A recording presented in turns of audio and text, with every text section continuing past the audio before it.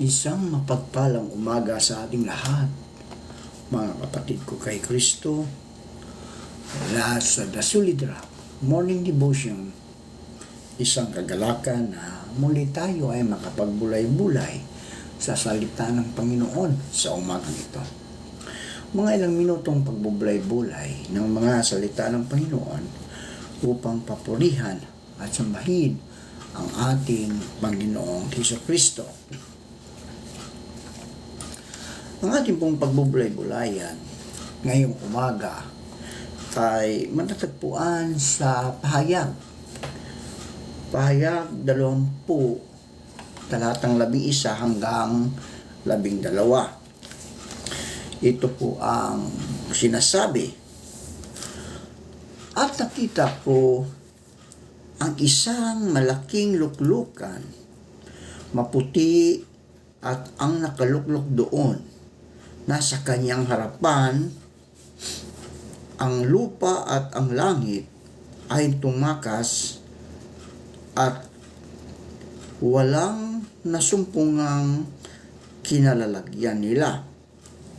At nakita ko ang mga patay, malaki at maliit, na nangatayo sa harapan ng luklukan at nangabuksan ang mga aklat.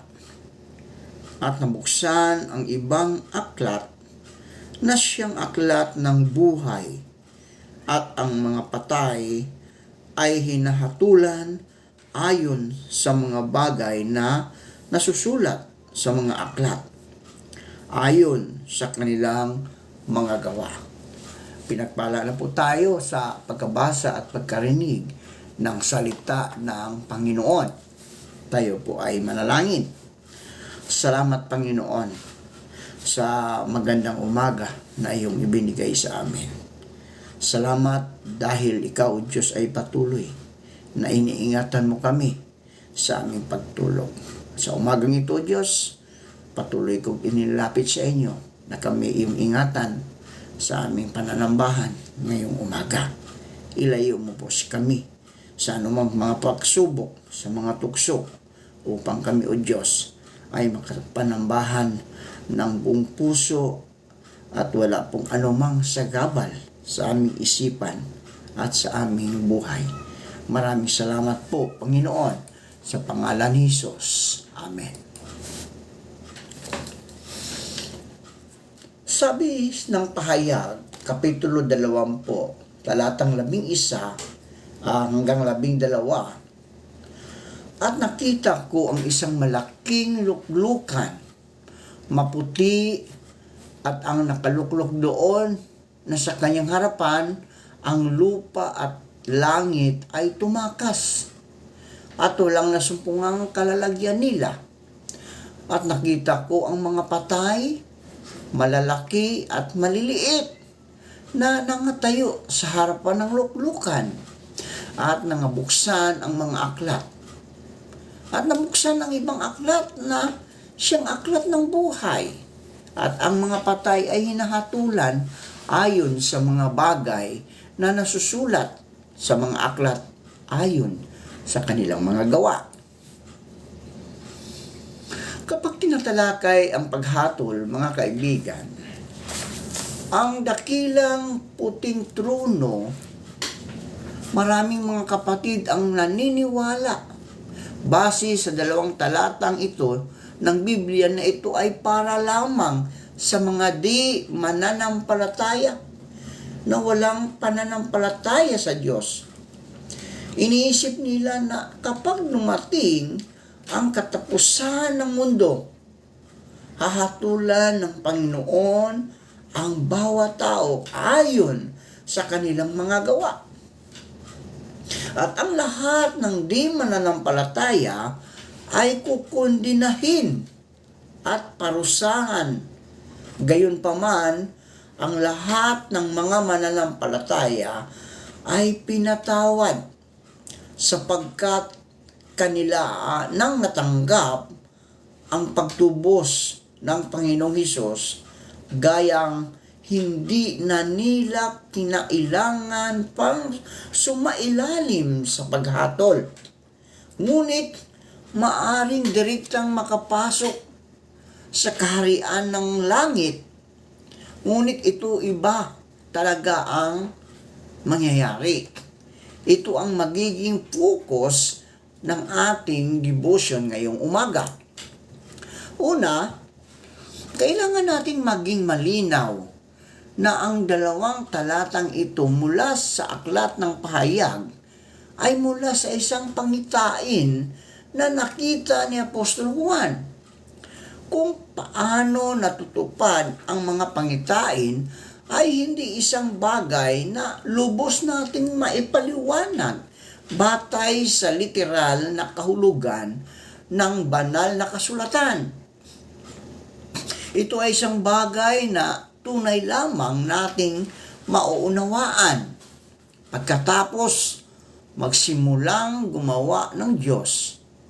Ang nasa isip ng Diyos ay napakalayo sa ating kakayahang bilang mga tao.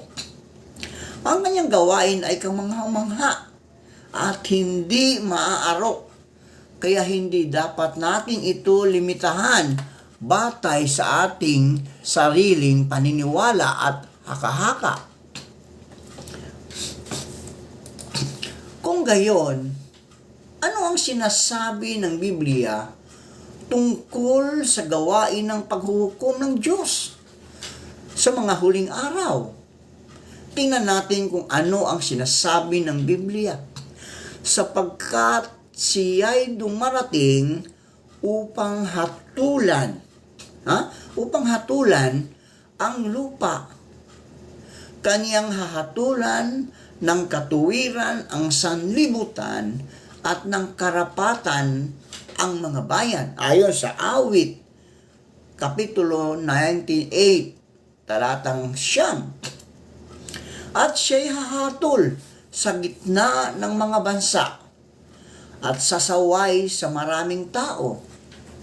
Ang nagtatakwil sa akin ay hindi tumatanggap sa aking mga pananalita at siyang sa kanya'y hahatol sa huling araw. Sapagkat dumating na ang panahon ng pasimula ng paghuhukom sa bahay ng Diyos. Ang mga propesya na ito ay nagbabanggit ng mga bagay tulad ng hahatulan ang sanlibutan. Hahatulan ng mga tao. Hahatol sa gitna ng mga bansa at ang panahon ng pasimula ng paghuhukom sa bahay ng Diyos. Malinaw nating makikita mula rito mga kaibigan na kapag ang Panginoon ay bumalik sa mga huling araw, dapat niyang hahatulan ang lahat ng mga bansa at lahat ng mga tao na may matuwid na kaugalian, o kalagayan. Hindi lamang upang hatulan ang mga di mananampalataya tulad ng naiisip natin. Ang gawain ng paghatol ng Diyos sa mga huling araw, mga kaibigan, ay nagsisimula sa bahay ng Diyos na ilalahad sa pangkat ng mga tao na tumatanggap ng kaligtasan ng Diyos sa mga huling araw. Ibig sabihin, mga kaibigan, kapag bumalik ang Diyos sa mga huling araw, ipapahayag niya ang paraan ng paghatol. At ang lahat ng tumatanggap ng kanyang gawain ng paghatol sa mga huling araw ay mga tatanggap ng kanyang paghatol, paglilinis, at ganap na kaligtasan. Ang gawain ng paghatol na nagsisimula sa bahay ng Diyos ay upang gumawa ng pangkat na ito ng mga mananagumpay bago ang kalamidad. Ito ang pangkat, ang 144,000 matagumpay na mga anak na lalaki. Sa propesya ng aklat ng pahayag, Sila ang mga taong makakapasok sa kaharian ng langit at makakuha ng buhay na walang hanggan. At ito ang katuparan ng propesiya sa pahayag. At tumingin ako at narito, ang kordero ay nakatayo sa bundok ng Sion. At ang kasama niya ay 144,000 may pangalan niya. At pangalan ng kanyang ama na nasusulat sa kani-kaniyang noo. At narinig ko ang isang tinig na mula sa langit na gaya ng lagaslas ng maraming tubig at gaya ng ugong ng malakas na kulog. At ang tinig na aking narinig ay gaya ng mga manunugtog ng alpa na tumutugtog ng kanilang alpa. At sila'y nang-aawitan na wari isang bagong awit sa harapan ng luklukan at sa harapan ng 4 na nilalang na buhay at ng mga matatanda, at sinuman ay hindi maaaring matuto ng awit kundi ang 144,000 lamang. Sa mga katuwid, mga kaibigan, ay siyang mga binili mula sa lupa. Ang mga ito'y ang hindi nangahawa sa mga babae sapagkat sila'y mga malilinis. At ang mga ito'y ang nagsisisunod sa kordero saan man siya pumaroon. Ang mga ito'y ang binili sa gitna ng mga tao na maging mga pangunahing bunga sa Diyos at sa kordero. At sa kani-kaniyang bibig ay walang nasumpungang kasinungalingan. Sila'y mga walang dungis. Ang ilan sa inyo ngayon ay maaaring magtaka. Tayo ay nagkasala, ngunit umamin at nagsisi tayo sa Panginoon at natubos ang ating mga kasalanan. Kaya't makakapasok tayo sa kaharian ng langit. Bakit kailangan natin ding tanggapin ang paghahatol ng Diyos? Alam nating lahat na ang Panginoong Hesus ay ipinako sa krus upang gawin ang gawain ng pagtubos sa sangkatauhan sa kanilang mga kasalanan. Kaya't pagkatapos, tanggapin siya bilang ating tagapagligtas. Kapag nagkasala tayo, maaari nating aminin sa Kanya. At pagkatapos ay tutubusin tayo mula sa kasalanang iyon. Kung gayon, mga kaibigan, hindi na tayo hahatulan ng kamatayan sa ilalim ng batas. Gayunpaman, hindi ito nangangahulugan na hindi tayo likas na magkasalanan. At lalo na hindi nangangahulugang tayo ay mga tao na sumusunod sa kalooban ng Diyos, na maaaring dumiretso lamang sa kaharian ng langit. Tingnan natin ang ilang mga sipi ng mga salita ng Diyos upang mas maunawaan ito. Sabi ng Diyos, ang mga makasalanan ng tao ay napatawad sa pamagitan ng Diyos na nagkatawang tao. Ngunit hindi ito nangangahulugan na ang tao ay walang kasalanan sa kalooban niya. Ang mga kasalanan ng tao ay maaaring mapatawad sa pamagitan ng handog para sa kasalanan. Ngunit hindi magagawang lutasin ng tao ang suliranin kung paano siya hindi na muling magkakasala at kung paano ang kanyang makasalanang kalikasan ay ganap na maiwawaksi at mababago. Kahit na ang tao ay natubos at napatawad sa kanyang mga kasalanan, mga kaibigan, ito ay maaaring ituring lamang bilang hindi pag-aalala ng Diyos sa mga paglabag ng tao at hindi pagtrato sa tao alinsunod sa mga paglabag ng tao.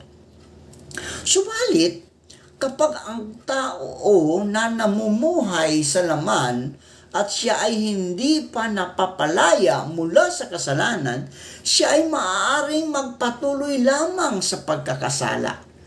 Walang katapusang paghahayag ang kanyang makasatanas na kalagayan. Ito ang pamumuhay ng tao. Isang walang katapusang pag-ikot ng kasalanan at kapatawaran. Ang karamihan ng mga tao ay nagkakasala sa araw upang magtapat sa kasalanan sa gabi. Dahil dito, kahit na ang handog para sa kasalanan ay magpakailanmang mabisa para sa tao. Hindi nito magagawang iligtas ang tao mula sa kasalanan. Tanging kalahati lang ng gawain ng pagliligtas ang nakumpleto, sapagkat ang tao ay mayroon pa ring tiwaling kalagayan. Makikita natin mula sa mga salita ng Diyos na ang gawain ng pagtubos ng Panginoong Hesus ay upang tubusin tayo sa ating mga kasalanan. Ito ay dahil lamang sa hindi na alalahanin ng Diyos ang ating mga kasalanan at lumalabag sa batas. Ngunit sa katunayan, ang ating makasalanang kalikasan ay hindi pa natanggal. Hindi pa rin natin maiwasan kundi madalas na magkasala at labanan ang Panginoon. Isa lang alang ang lahat ng mga sumusunod. Tayo ay nagdarasal at nagkukumpisal araw-araw. Ngunit pagkatapos ay nagpapatuloy na gumagawa sa parihong mga kasalanan na walang kagatol-gatol na nagsisinungaling sa Diyos. Sa ating pakikihalubilo sa ibang tao, tuwing ang sinuman ay may sinasabi o ginagawang isang bagay na sumasaklaw sa ating sariling interes o ating dignidad, nagkakaroon tayo ng sama ng loob laban sa kanila at maaari ring maghiganti kapag nakakuha tayo ng pagkakataon. Kapag nakikita natin na ang isang mangangaral ay mahusay na maghahatid ng mga salita ng Diyos, nagsisimula tayong tularan sila at kapag nakatagpo tayo ng isang issue, sa halip na manalangin at maghanap sa Diyos, hinahanap natin ang taong iyon upang malutas ito. At ang alipin ay hindi nananahan sa bahay magpakailanman. Ang anak ang nananahan magpakailanman, ayon sa Juan 8. Ang kalagayan ng Diyos ay hindi magpapahintulot sa anumang pagkakasala. Yaong sa atin na hindi sumusunod sa mga salita ng Diyos ay puno ng tiwaling kalagayan at lahat ng mga tagapaglingkod ng kasalanan. Kaya, paano tayo magiging karapat-dapat na pumasok sa kaharian ng langit? Ang Diyos ay tapat, mga kaibigan. Ang Diyos ay tapat. Iniligtas niya ang sangkatauhan, ang mundo, tayo. At sa gayon ay iniligtas niya ang buong sangkatauhan. No? Ito ang dahilan kung bakit nagpropesya ang Diyos ng isang pangyugto ng gawain ng paghatol sa mga huling araw. Alinsunod sa kung ano ang kailangan nating tiwaling tao at alinsunod sa kanyang sariling plano sa paggawa. Ito ay upang lubusang linisin tayo sa ating katiwalian, upang tayo ay maging karapat-dapat na makapasok sa kaharian ng langit. Tulad ng sinasabi ng Biblia, mayroon pa akong maraming bagay na sa inyo ay sasabihin. Ngunit ngayon ay hindi ninyo mga titiis. Gayon may kung siya ang espiritu ng katotohanan ay dumating, ay papatnubayan niya kayo sa buong katotohanan. Sapagkat hindi siya magsasalita ng mula sa kaniyang sarili, kundi ang anumang bagay na kanyang marinig. Ang mga ito ang kanyang sasalitain at kanyang ipahayag sa inyo ang mga bagay na magsisidating. Ang nagtatakwil sa akin at hindi tumatanggap sa akin mga panganalita ay mayroong isang hatol sa kanya. Ang salitang aking sinalita ay siyang sa kanya ihahatol sa mga huling araw. Ang may pakinig ay makinig sa sinasabi ng Espiritu sa mga iglesia.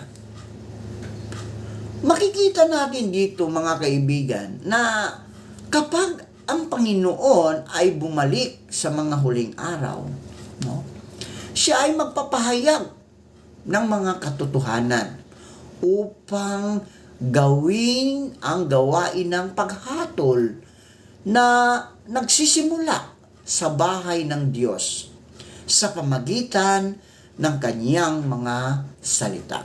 Ito ang dakilang puting trono ng paghuhukom na binanggit dito sa Aklat ng Pahayag. Ito ay upang lubusang linisin tayo sa ating mga kasalanan at payagan na magbago ang ating mga tiwaling kalagayan, upang maaari tayong maging mga tao na tunay na nagpapasakop at nagmamahal sa Diyos.